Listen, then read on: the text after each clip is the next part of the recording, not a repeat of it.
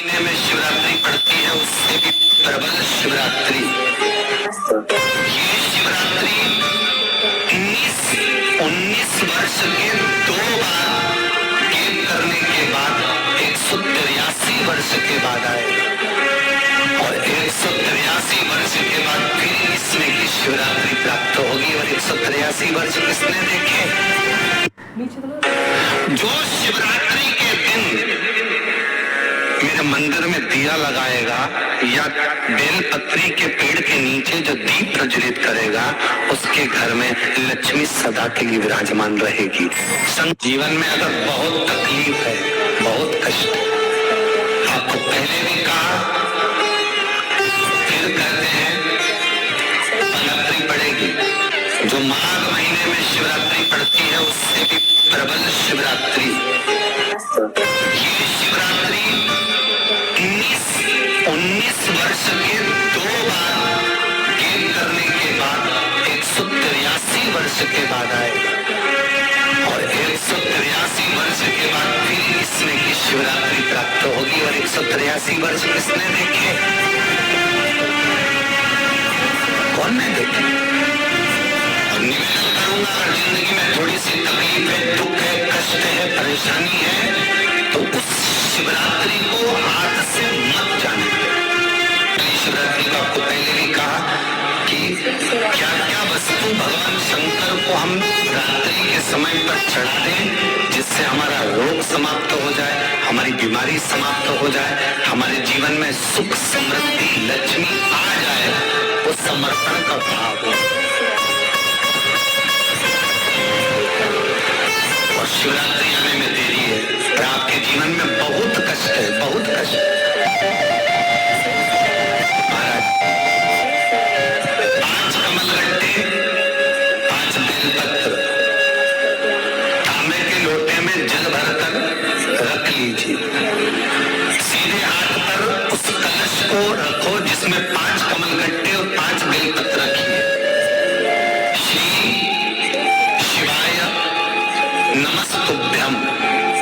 शिव महापुराण का मूल मंत्र है, जैसे भागवत का मूल मंत्र है ओम नमो भगवते वासुदेवाय। शिव महापुराण का मूल मंत्र है श्री शिवाय नमस्तुभ्यम।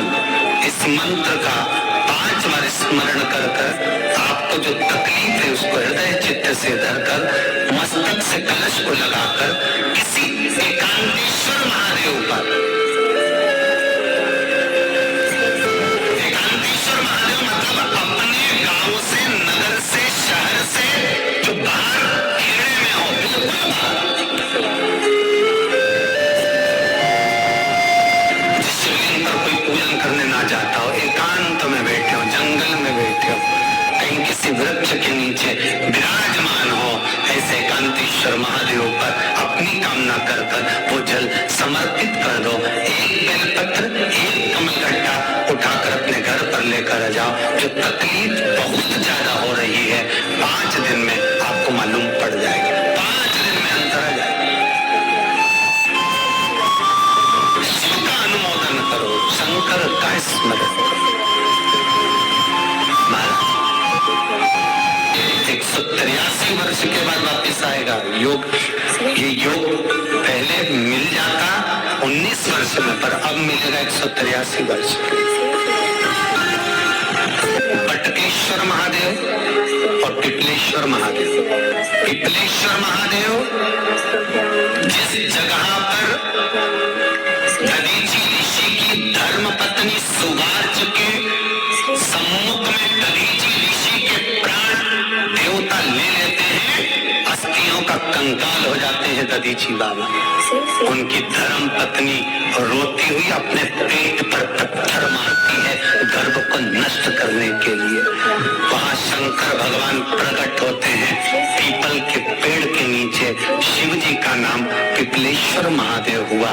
जो बालक पीपल के पेड़ के नीचे जन्मा, उसका नाम पिपलाद हुआ। 2 महादेव अपनी पुस्तिका में लिखकर रख लो, एक बटकेश्वर महादेव और एक पिपलेश्वर महादेव। अदालत में कोई कार्रवाई चल रही है, अदालत में कोई केस चल रहा है, अदालत में कोई बात चल रही है, नहीं जीत मिल रही, नहीं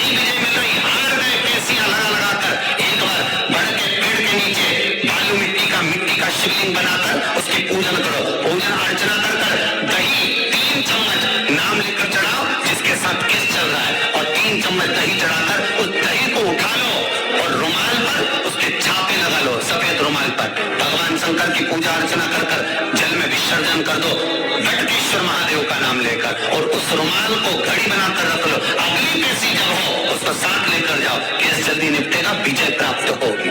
मात्र 3 सोमवार करिए बटकेश्वर का स्मरण। उसी तरह पिपलेश्वर महादेव, कितनी भी बड़ी जिंदगी में रोग हो, चाहे कैंसर जैसा हो, लीवर हो, किडनी हो, कितना भी बड़ा रोग हो, भगवान पिपलेश्वर महादेव का स्मरण करिए। पीपल के पेड़ के नीचे शंकर भगवान के शिवलिंग का निर्माण कर उसकी पूजन अर्चना करिए, उसका शहद चढ़ाइए। पीपल का वृक्ष, आंवले का वृक्ष, शमी का वृक्ष, बेलपत्र का वृक्ष, ये औषधि पूर्ण है महाराज। डॉक्टर ने कह दिया डायलिसिस कराना जरूरी है, तो एक बार इस शिव महापुराण का उपाय जरूर करना। डायलिसिस कराने से पहले 5 छोटे छोटे पीपल के पत्ते लेना, शंकर जी का शिवलिंग का निर्माण पीपल के पेड़ के नीचे करना, मट्टी का पार्थिव शिवलिंग निर्माण कर कर उसकी पूजन कर कर बेलपत्री 5 चढ़ाकर 5 पीपल के पत्ते 5 शमी के पत्ते शंकर पर चढ़ा देना, आरती पूजन करना। शमी का पत्ता बेलपत्र छोड़कर 5 पीपल के पत्ते उठा लेना। जिस व्यक्ति को डायलिसिस का बोला है उस व्यक्ति को 5 पत्ते पीस कर छान कर पिला देना। 3 दिन बाद फिर जाकर डॉक्टर को चेक करवाना, डॉक्टर डायलिसिस का मना कर देगा, लीवर किडनी अपना काम करना प्रारंभ करेगा। पिपलेश्वर महादेव की पूजन, पीपल के पत्ते की औषधि जीवन का सुख दे जाए। पिपलेश्वर महादेव सहज नहीं है महाराज, कितना विचित्र वर्णन है, प्रैक्टिकल जरूर करना। सीवर वाला महाराज कहीं झूठ तो नहीं बोल रहा, और व्हाट्सएप में लिखकर भी भेजना करा कि नहीं करा, क्योंकि शिव महापुराण की लेखनी है। वेदव्यास जी महाराज वर्णन करे, गलत नहीं कर सकते। किसी को बहुत खून निकल रहा है, बहुत एक्सीडेंट हो गया, खून पर खून निकल रहा है, उसको अगर होश है और वो होश में है तो 5 पीपल के पत्ते किसी भी वृक्ष के तोड़कर पिपलेश्वर महादेव का नाम लगकर उसको खिला दो, चबा चबा कर, उसी समय खून निकलना बंद हो जाएगा, रक्त बंद। पिपलेश्वर महादेव का मात्र स्मरण ही सुख दे जाता है, आनंद की अनुभूति करा देता है। मात्र पिपलेश्वर महादेव।